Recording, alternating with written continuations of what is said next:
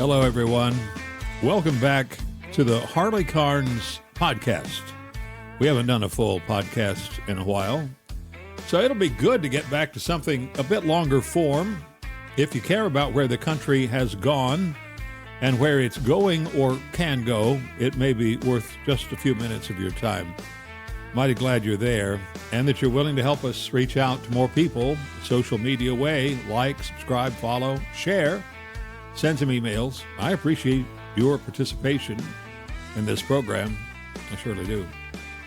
A great many people have rediscovered a brilliant prophetic discourse by the late broadcasting legend, Paul Harvey. Everybody knows who Paul Harvey was, or if they don't, they really, really should. It was titled, If I Were the Devil. In 1965, he laid out the things that a prince of darkness might do to destroy the lives, the freedom, and the happiness of humanity. It has proved to be eerily prophetic.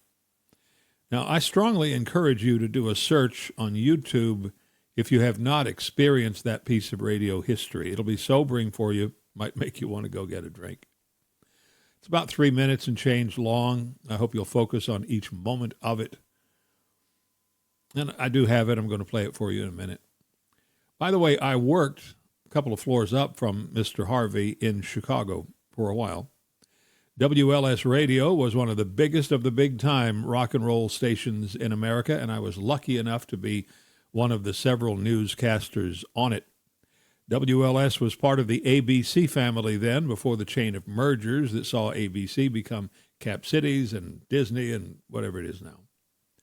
Paul Harvey's office and studio will also in the Stone Container Building across the Chicago River from the Wrigley Building at the corner of Michigan Avenue and Wacker Drive, famous part of Chicago. Absolutely loved my time there, except for the dead of winter. Chicago boasted a superb collection of broadcast talent, journalistically stronger in many ways than New York City even. And it's tough being second city sometimes. At any rate, I was eager to meet Paul Harvey, and one day I did. He and I found ourselves in the lobby. He was leaving. I was coming in off the street. No time like the present, so I walked up to him. He was tall, well over 6 feet, and I could tell he was in gear for going wherever it was. He paused as I approached, though. I stuck out my hand. I told him I had always wanted to say hello, and he surprised me. He shook my hand, and he told me, "Well, Harley, it's about time we met. I've been listening to you ever since you came to town. You tell good stories." Yeah, I memorized that. Think maybe my mind went blank then? Yeah, it sort of did. We talked for a moment or two. He invited me to come down, watch him work. There was a window into the tiny studio where he recorded his show, and of course I did that a few times. Among some of his great pearls of wisdom, which came to him in conversations without digging around for them, he explained how important it was to be a good listener when interviewing someone, or as he put it, getting to know someone. There is way too much to try to contain here because this isn't about me at all. This is about the insight and the brilliance of Paul Harvey. So please listen to this famous piece, even if you've heard it before, and stay with me. There is more after this, so I hope this will work for you. If I were the devil, if I were the devil, if I were the prince of darkness, I'd want to engulf the whole world in darkness, and I'd have a third of its real estate and 4/5 of its population, but I wouldn't be happy until I had seized the ripest apple on the tree, thee. So I'd set about, however necessary, to take over the United States. I'd subvert the churches first. I'd begin with a campaign of whispers. With the wisdom of a serpent, I would whisper to you as I whispered to Eve, do as you please. To the young, I would whisper that the Bible is a myth. I would convince them that man created God instead of the other way around. I would confide that what's bad is good and what's good is square. And the old, I would teach to pray after me, Our Father, which art in Washington. And then I'd get organized. I'd educate authors in how to make lurid literature exciting so that anything else would appear dull and uninteresting. I'd threaten TV with dirtier movies and vice versa. I'd peddle narcotics to whom I could. I'd sell alcohol to ladies and gentlemen of distinction. I'd tranquilize the rest with pills. If I were the devil, I'd soon have families at war with themselves, churches at war with themselves, and nations at war with themselves, until each in its turn was consumed. And with promises of higher ratings, I'd have mesmerizing media fanning the flames. If I were the devil, I would encourage schools to refine young intellects, but neglect to discipline emotions. Just let those run wild. Until before you knew it, you'd have to have drug-sniffing dogs and metal detectors at every schoolhouse door. Within a decade, I'd have prisons overflowing. I'd have judges promoting pornography. Soon I could evict God from the courthouse, then from the schoolhouse, and then from the houses of Congress. And in his own churches, I would substitute psychology for religion and deify science. I would lure priests and pastors into misusing boys and girls and church money. If I were the devil, I'd make the symbol of Easter an egg and the symbol of Christmas a bottle. If I were the devil, I'd take from those who have and give to those who want it until I had killed the incentive of the ambitious. And what'll you bet? I couldn't get whole states to promote gambling as the way to get rich. I would caution against extremes in hard work, in patriotism, in moral conduct. I would convince the young that marriage is old-fashioned, that swinging is more fun, that what you see on TV is the way to be. And thus I could undress you in public, and I could lure you into bed with diseases for which there is no cure. In other words, if I were the devil, I'd just keep right on doing what he's doing. Paul Harvey. Good day. That was in 1965. It was prescient, disturbingly so. In short, Paul Harvey could see where we were going as a nation, and we went there. Today, we have artificial intelligence bots available to help us arrange some thoughts and concepts. I find ChatGPT, the newer versions, is very, very useful, provided you are careful with your questions. It is important to understand what ChatGPT is. And here's the reason I mentioned ChatGPT. I'm going to include some of its work here in a couple of minutes. There are a number of preachers and others who have asked ChatGPT the same question. If you were the devil, what would you do?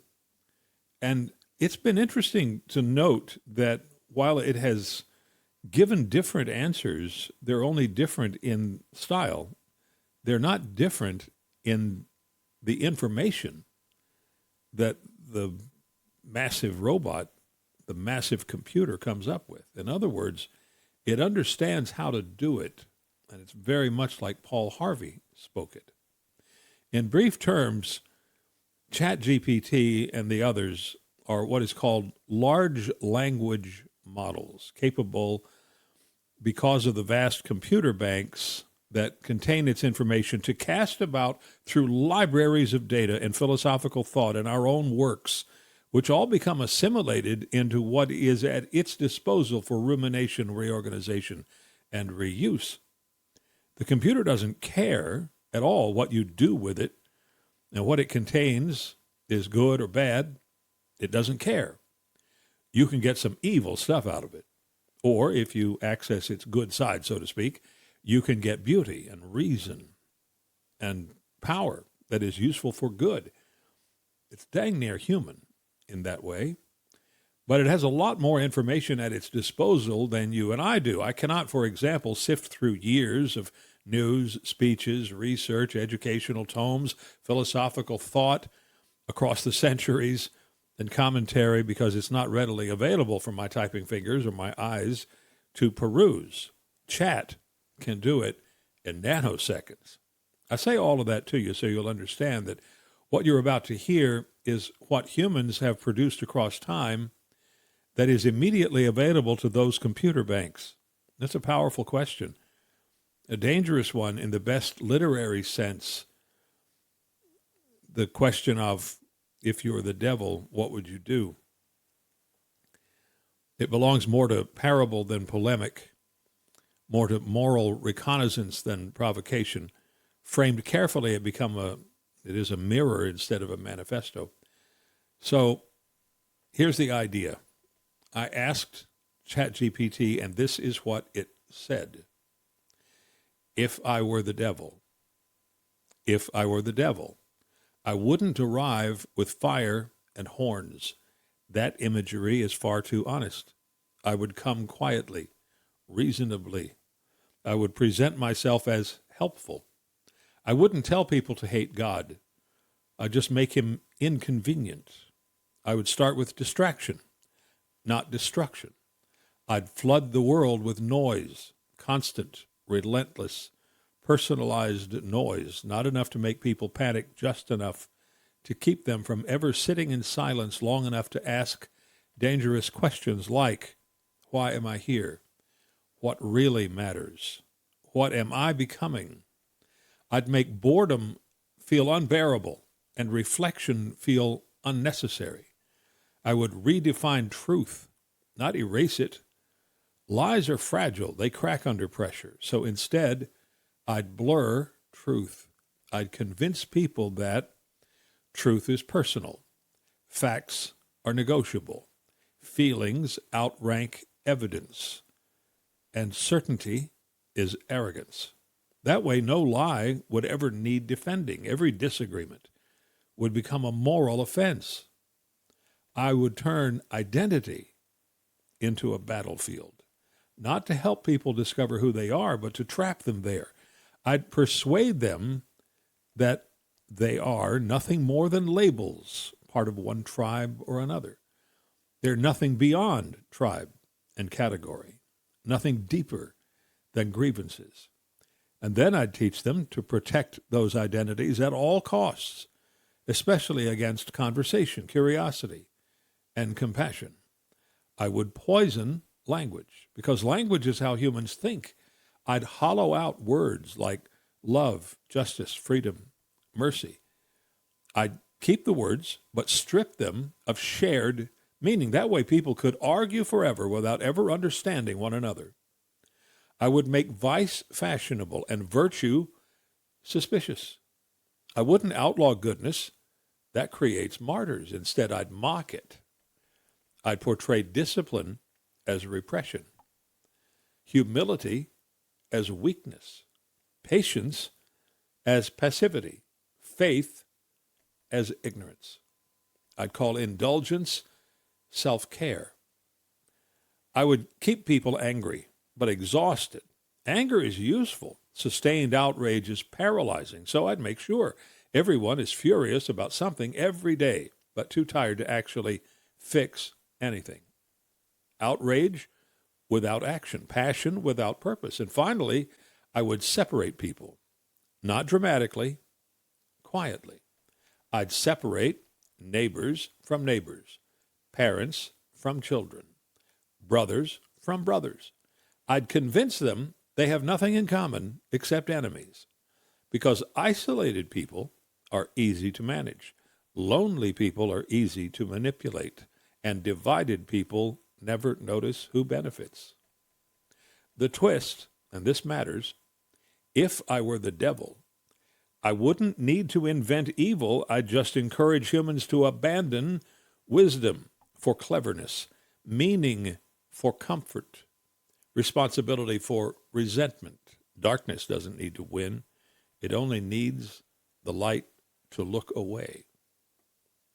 Why this works for your podcast voice, Harley. It's talking to me now. This isn't preaching, it's reconnaissance. You're not telling the audience what to think. You're inviting them to recognize patterns they already feel and haven't named. And the unspoken final question lingers. If this is how darkness spreads, what does resistance look like? Now, this is interesting because Chat is aware of what I have done in the podcast and has opinions about how I do it. And having just read the words from a bank of computers, I have to ask, if a wise computer can see and understand all of that, why can't we? And if we can, why don't we do something about it? See, one of the things I like about ChatGPT is that it'll challenge me to think about things from my own perspective in my own words. So naturally, I asked a question that all of us might want to ask. If I were the light, that's capitalized light. If I were the light, then what? Here's what my buddy Chat said. This is good stuff. If I were the light, I wouldn't force myself into anyone's eyes. Light doesn't shout, it waits. I would arrive quietly, often unnoticed, because real illumination doesn't announce itself. It simply makes things visible. I would begin with truth, gently spoken. Not truth as a weapon, not truth as a slogan, but truth that can withstand questions, truth that remains standing even when no one is watching. I would remind people that facts exist, whether they agree with them or not, and that humility is not surrender, it is strength with its defenses down. If I were the light, I would restore language. I would give weight back to words like love, meaning commitment, not convenience. Justice, meaning fairness, not vengeance. Freedom, meaning responsibility, not impulse. Mercy, meaning restraint, not weakness. Because when words mean something again, people can think clearly again. I would invite stillness, not just because the world is loud, but because wisdom doesn't compete with noise. I would teach people that silence isn't empty.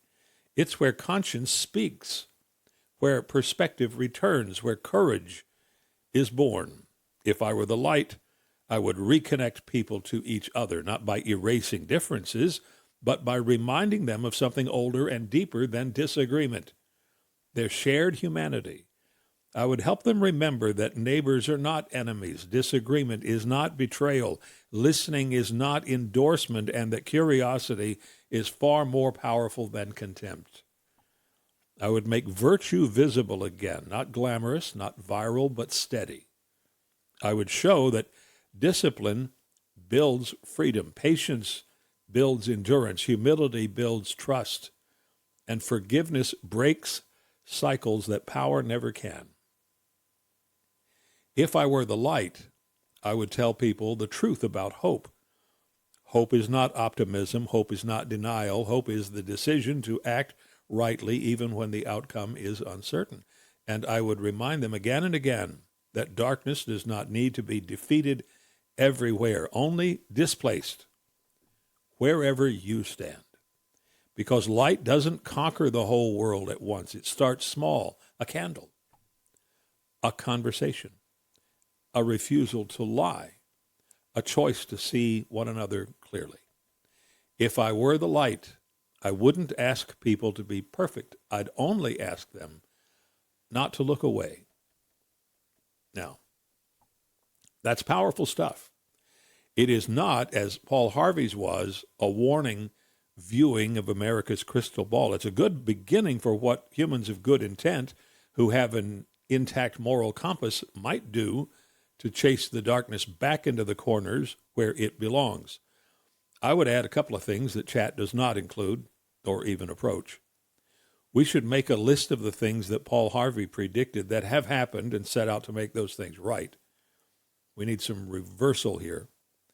It's also almost a blueprint for how to start the process. Sad because it means there's so much to do. Lastly, I would recommend that we set out to do these things that individually are simple, but in the aggregate are challenging, that as we do that, we ask God to be with us as we go into those battles, because the fact is we cannot banish darkness on our own. We need help, a lot of it, because the tools that the devil holds are extremely powerful. Your strength, whether you realize it or not, comes from a God who loves you even when you have forgotten him. The life of Jesus is not a fable. His death and resurrection are points in history. You can go to Jerusalem. You can see the places from history going back millennia from Abraham to today. You have to decide what to do with that reality in your own life. There's that concept again, one I preach, put that in quotes, regularly. Choosing, choice, the pivot point for everything. I would add again that the key is to be aware when you are making choices. We make so many of them without thinking, and they all affect our lives. Otherwise, we wouldn't have to choose one thing over another in the first place, right? Choosing to embark on a process of fighting back against the darkness, the evil that has infected our society, that's a simple choice, but it will lead to a catalog of choices that will be difficult in the extreme. We have to stop running long enough to notice the darkness and to realize that the light, which is more powerful than darkness is, like the rising sun, is just outside the door, waiting for us to open it. I guess that'll do it. I want to thank you for watching on YouTube, for listening on Spotify and elsewhere.